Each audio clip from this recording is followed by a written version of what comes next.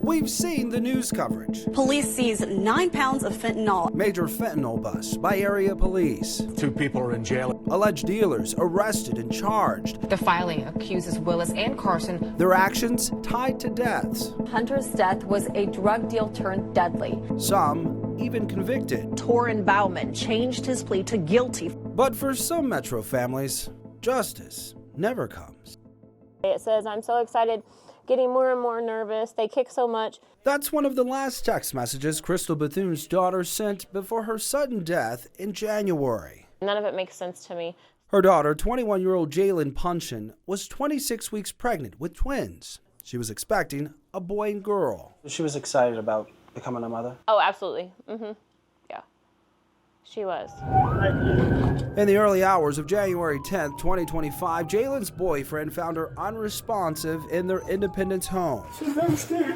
Her boyfriend told police he'd gone to a nearby store, gone for about 45 minutes. When he returned, he says he found Jalen hunched over in a gaming chair and called 911. I don't understand how they believed everything he said. Crystal says what's in the police report only deepened her doubts. According to the report, the boyfriend gave officers a fake name. He was caught on body camera taking something from the scene, and he later hid a jacket he'd been wearing. That same report noted he had a felony warrant and was flagged for selling drugs. I still, in my own heart, don't feel that Jalen did this to herself. Despite initial signs of foul play, including marks on Jalen's neck and burst blood vessels, which the medical examiner on scene noted as odd, Jalen's death was ruled an accidental fentanyl overdose. I feel like that they got the autopsy report and that there was fentanyl in her system, and it was the easiest way to close a case. The Independence Police Department tells me they thoroughly investigated Jalen's case, but after reviewing all the evidence,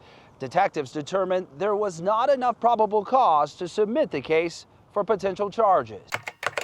Jalen's case isn't unique. I filed public records requests in the Metro's 2 largest counties, Jackson County, Missouri, and Johnson County, Kansas, to see how many fentanyl-related deaths actually make it to prosecutors. In Jackson County, at least 628 people have died since 2022. Police sent just 17 cases to prosecutors. Charges were filed in 9. That means less than 1.5% of fentanyl deaths ever reached a courtroom. Across the state line in Johnson County, there were 144 deaths. Only 14 cases were sent to prosecutors, with charges filed in 11. Hundreds of lives lost, but no justice. Is that a problem? Is that alarming? I'm a little bit surprised to hear that it's that low, but I can tell you that it's understandable. Tony Mativi is the director of the Kansas Bureau of Investigation. He says the numbers don't tell the whole story. There's nobody that I know inside the law enforcement community who's not taking this problem seriously. Mativi says many departments lack the necessary resources to investigate fentanyl overdoses, and oftentimes they're ruled accidents. If you have a medical examiner rule that the death was accidental, that's a really difficult hurdle for us to get over after the fact. He says the facts are different for every case, but with fentanyl poisonings, the deceased's phone is crucial to the investigation. We have a constant battle when it comes to technology.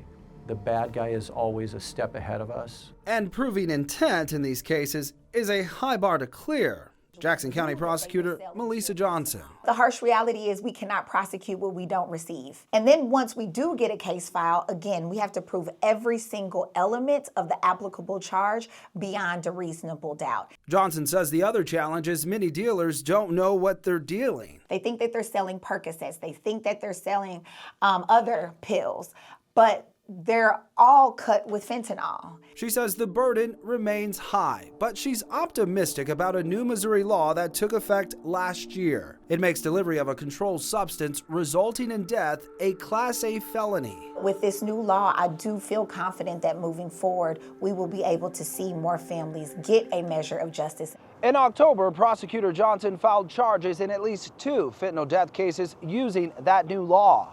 Kansas has a similar statute, and families there have found accountability of their own. Families like Andy and Rhonda Burris in Lansing. Every opportunity that we had, we kept asking, hey, it's been a couple months. Tell us where you are on the case.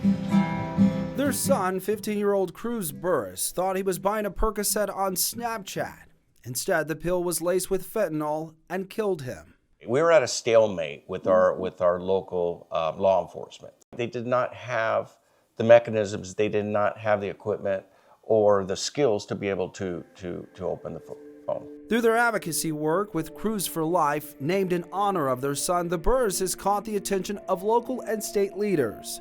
The Secret Service ultimately cracked Cruz's phone, leading investigators to Torrin Ballman. We were lucky in the fact that we also had so much evidence. Ballman was convicted and in January was sentenced to nearly 13 years in prison. Be persistent, to talk to your community leaders, to other politicians, reach out to your senator, reach out to anyone who could help move the ball forward. Would have been the last time I would have seen her. 10 months after her daughter's death, a baby's high chair and diapers still sit in Crystal's dining room. I'm not sure if I'll ever put it away. That's a reminder of what could have been. Fall is our favorite season. And she should be here with us and her children, my grandchildren. As time passes, the seasons change. Crystal watches news stories of other families who got justice, hoping one day her daughter will too. Do more to charge the people that are selling the stuff and killing people. Zach Summers, KCTV 5 News.